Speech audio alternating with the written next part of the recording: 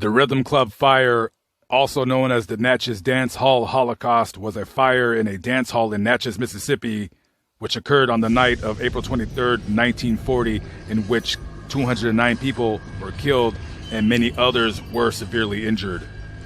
Hundreds of people were trapped inside the building. At the time, it was the second deadliest building fire in the history of the nation.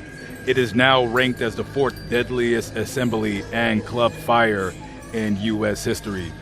The dance hall, a converted blacksmith shop once used as a church, was located in a one-story steel-clad wood-frame building at 1 St. Catherine Street, blocks from the city's business district. As members of the local Money Wasters Social Club were enjoying the song Clarinet Lullaby, performed by Walter Barnes and his Royal Creolians, an orchestra from Chicago, the fire started near the main entrance door at 11:30 p.m. and fed by Spanish moss that had been draped over interior rafters as a decoration quickly engulfed the structure. To ensure there were no bugs in the decorative moss, it had been sprayed with flit, a petroleum-based insecticide. Under the dry conditions, flammable methane gas was generated from the moss. The building was destroyed within an hour. The windows had been boarded up to prevent outsiders from viewing or listening to the music, and as a result, the crowd was trapped. More than 300 people struggled to get out after the blaze began. Although some reports put the total in the club closer to 700, a handful of people were able to get out the front door or through the ticket booth, while others tried to press their way to the back door, which was padlocked and boarded shut. Upon realizing their limited options to escape the fire, many victims attempted to break through the corrugated steel walls of the building, but were unsuccessful. Due to the walls being made of metal and little ventilation for the heat or the smoke, the walls held the heat in the club like an oven. When water from the fire hoses hit the metal siding, it created steam that scalded many victims. Blinding smoke made movement difficult. Many people died from smoke inhalation or by being crushed by the crowd trying to escape.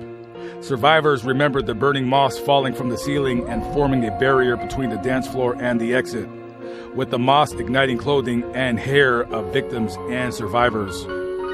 Band leader Walter Barnes and 9 members of his band were among the victims.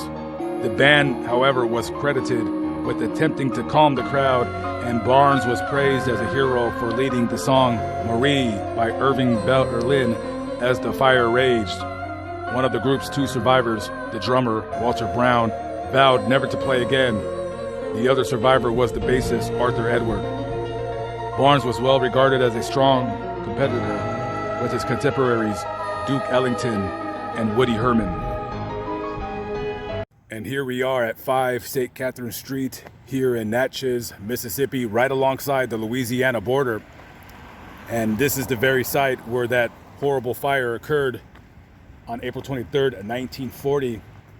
And there is a plaque right here describing the events that took place on that fateful night. People coming here to just have a good time, hear some good music, and just have fun and have good times. You know, men and women meeting up, you know, all the good things that comes with that, you know. And for something horrible to happen like that is unreal. One of the worst fire disasters in the United States history. Now, this basically is a museum. Unfortunately, as I arrived into town, the museum closed, but I would imagine based inside there would be pictures and newspaper articles about the tragic events of that day. And also you have brick or tile laid right here, and these are the people that have died on that night. A lot of names, 209 people. Can you imagine? Can you imagine if they had the fire laws that we have today? And that is because of tragedies like this is where we have very stringent laws about buildings only being able to hold a certain amount of capacity of people. Back in those days, Natchez had about 15,000 people as a population. Today, it's the same. Not a growing city by any means. The city basically is one of those towns where people are born here, they grow up, and a lot of them just leave. They go to the big city, they move to Jackson, or they move down to Baton Rouge for better job opportunities. And 209 people dying at once in a town of 15,000 would be extreme, to say the least. And there is an instance where a mass grave was dug because you hit a town with 209 people dying at once. Oftentimes would not be able to handle all the burials. And there's a Catholic church across the street right there, so you can imagine a lot of funerals for these poor victims were held right there. A very sad piece of American history that I feel many people may not know about. And I love bringing light to such events because it makes us remember the dead, and also remember that when conditions get dangerous, this is why we have certain laws, is to prevent, again, stuff like this.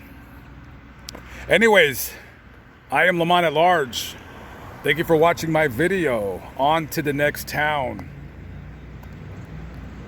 God bless and peace out.